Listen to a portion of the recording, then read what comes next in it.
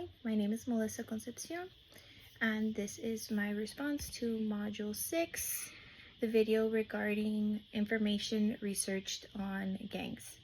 So over the last few decades, there have been multiple research efforts into identifying why a person joins a gang. Researchers have identified some potential risk factors as to why an individual joins a gang.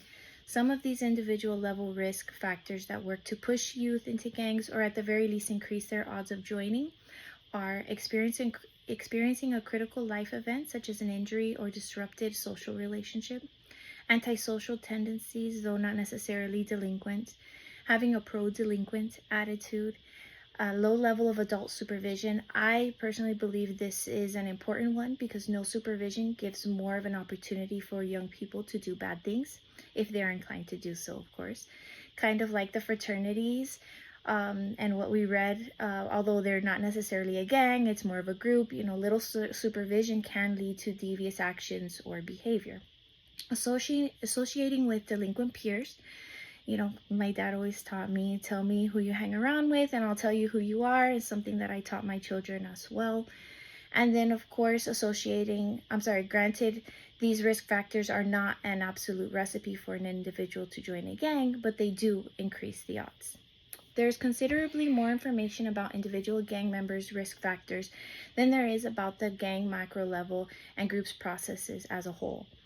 In all the research I've read for this course, no one has really been able to clearly define the process. To me, it seems very frustrating or maybe intriguing to be a researcher in this particular field. There are some group processes that seem to be a bit more similar regardless of which gang a person joins, such as the being beaten in, dressing with the same colors that represent the gang, as this reflects the influence of group norms, which leads to the symbolic bonds between members. As Decker, Meld, and Peru stated in the article, what do we know about gangs and gang members and where do we go from here? Identifying the functional form of these relationships should be a priority among gang researchers, and the questions posed in the article, in combination with theory, are productive starting points to hopefully find some answers, or those answers. One particular section of the article which I find intriguing and that I think they're onto something is the Eurogang research platform, who argues that school-based surveys should be combined with ethnographies, expert surveys, and the use of secondary data in multiple sites. A lot of what children become and learn, like in the Bobo doll experiments, is what they see as an example from a young age and what they learn to think is okay behavior.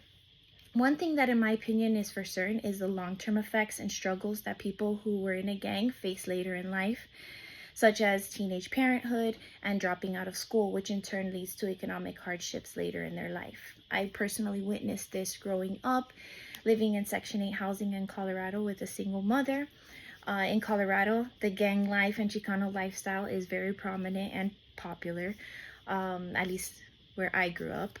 We were surrounded by other single parent families in the area, and many of them were, single moms or even single dads, and they were former gang members who were teenage parents. And although the people that I knew, or I was friends with their kids, their parents had left that lifestyle, they still had many family members who were still part of the gang lifestyle.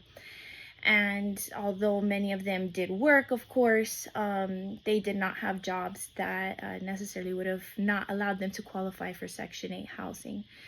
And, when I read this article, I really does make me agree that youthful gang involvement has a long-run impact on an individual's economic trajectory. Thank you.